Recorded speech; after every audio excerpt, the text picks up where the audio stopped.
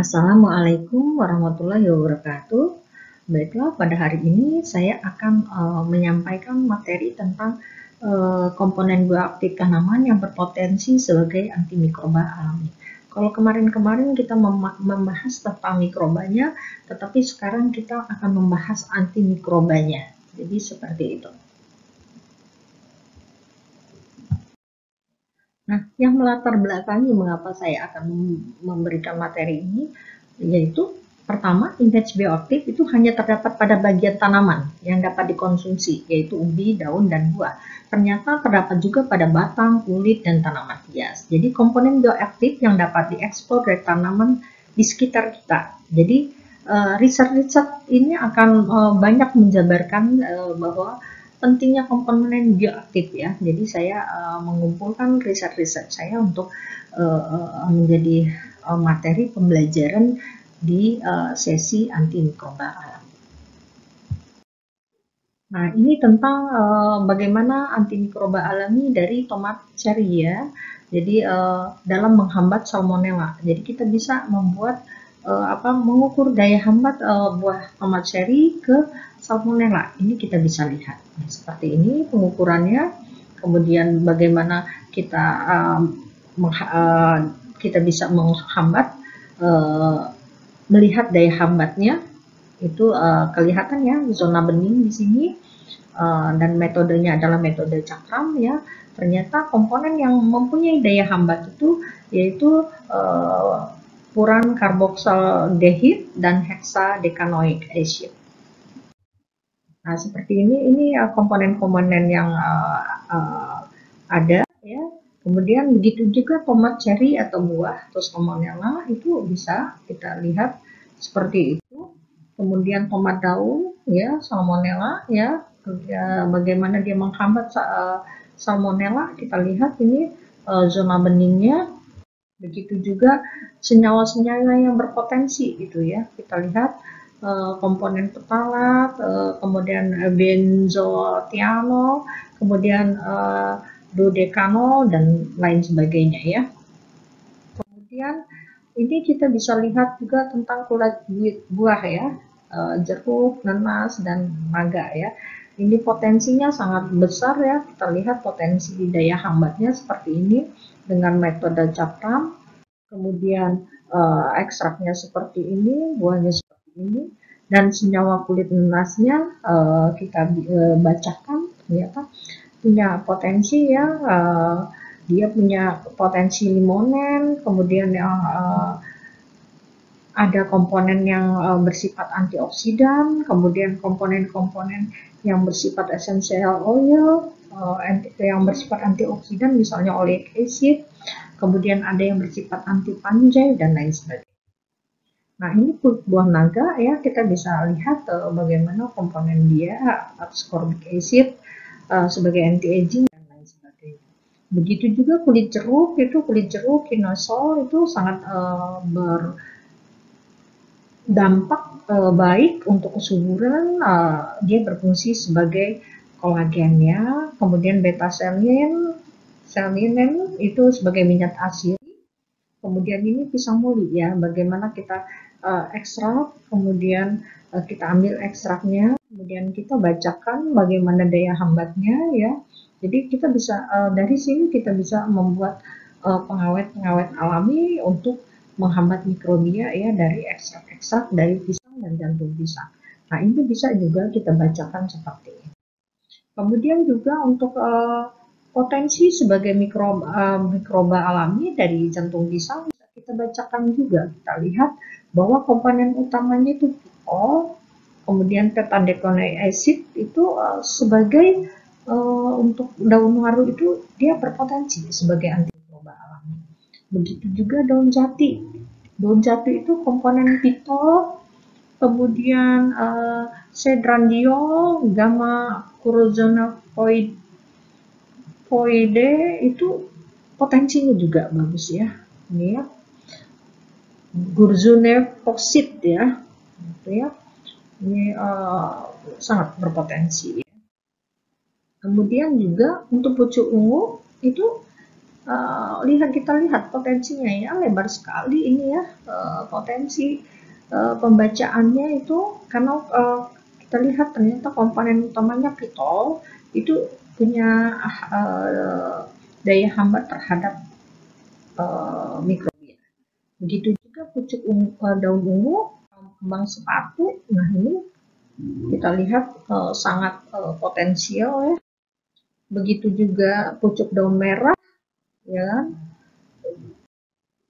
Kemudian daun terung, tomat rampai, kemudian daun tomat.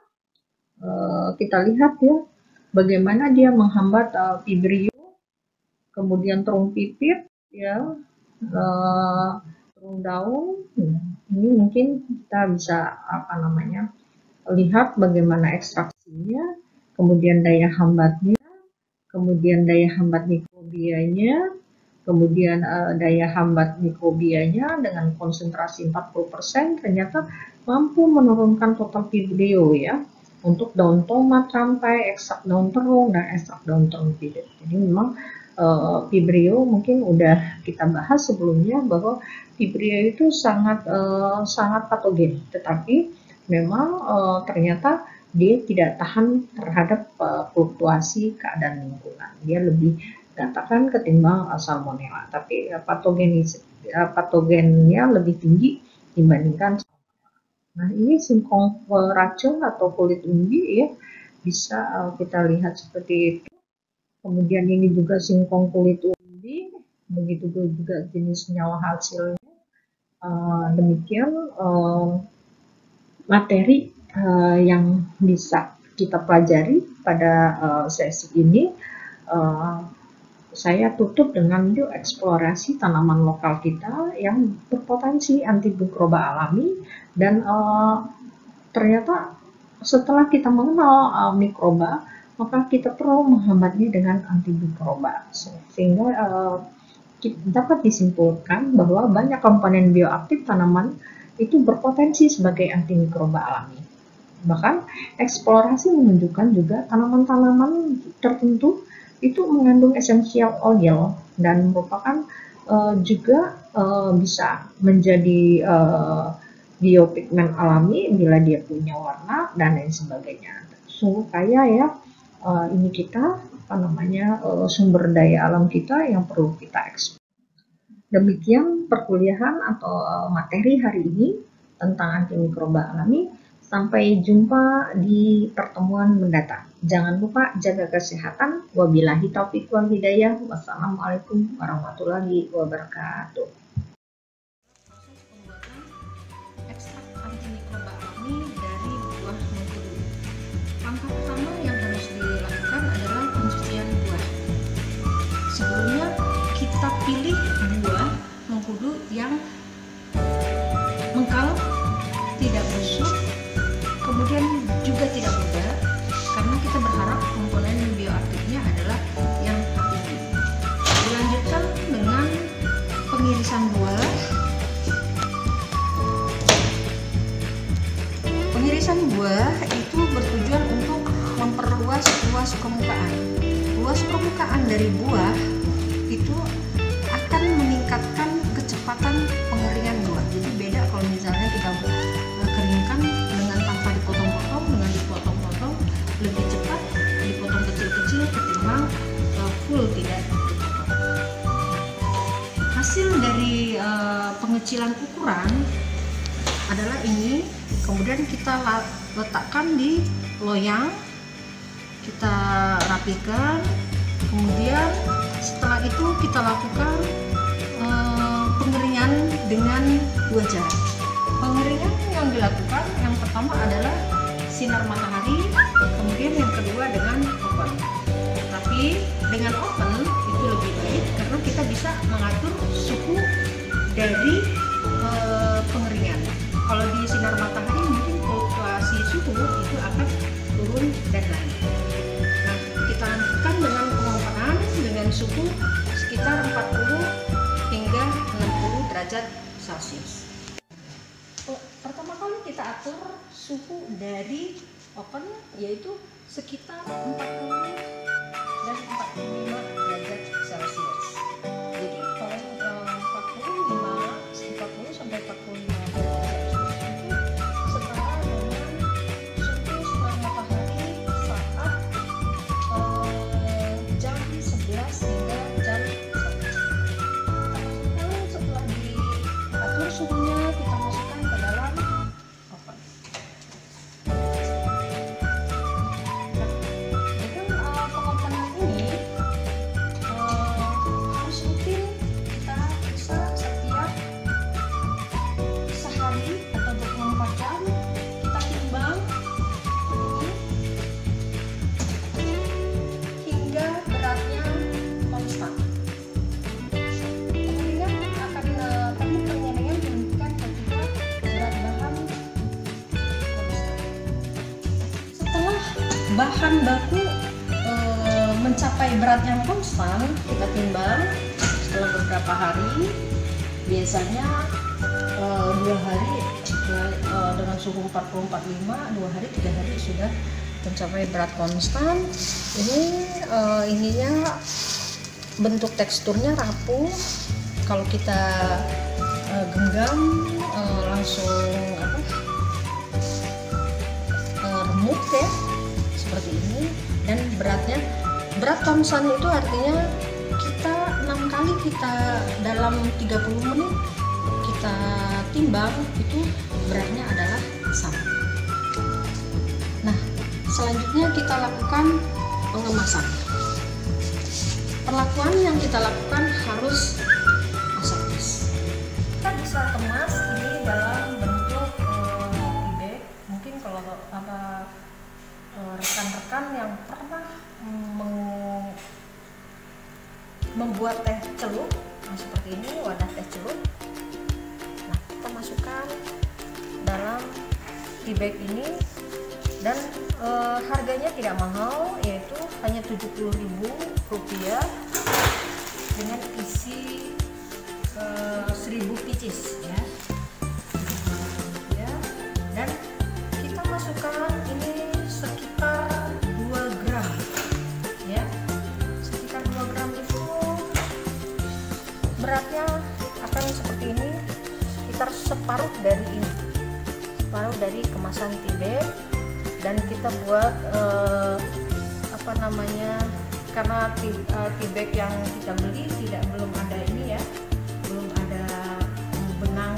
Kalau misalnya kita mencelup kan belum ada benangnya, maka kita berikan benang, kemudian lalu dilakukan mengsil dengan alat sealer yang sudah kita panaskan terlebih dahulu. Kemudian kita tekan.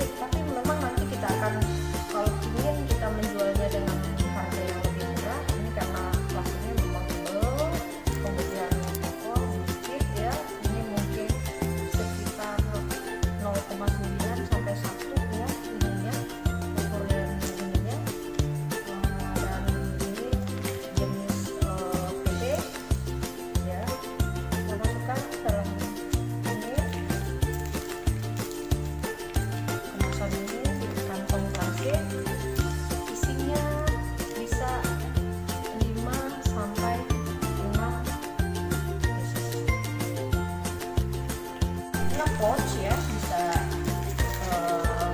artinya bisa tegak. Dan kalau misalnya rekan-rekan ingin menjualnya dengan wadah atau bentuk kemasan yang cantik, bisa kita desain merek ya, merek yang mengandung misalnya komponennya apa saja kah, kadaluarsanya, kemudian kode halal dan lain sebagainya, mungkin bisa didesain. Ini keuntungan untuk kemasan yang Oke, demikian pembuatan serbuk antimikroba alami dari buah mengkudu. Tapi kalau kita ingin mengekstraknya, karena sudah bentuknya seperti ini, kalau kita ingin menggunakan dalam bentuk ekstrak, sama saja ketika kita menggunakannya dengan teh ya.